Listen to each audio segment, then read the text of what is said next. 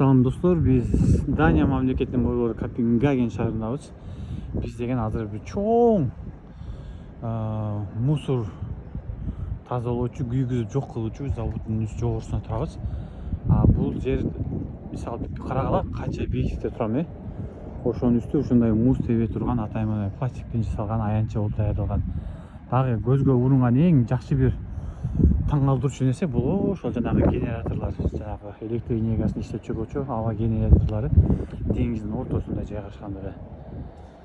Аябай суктанса болот, таң калса болот.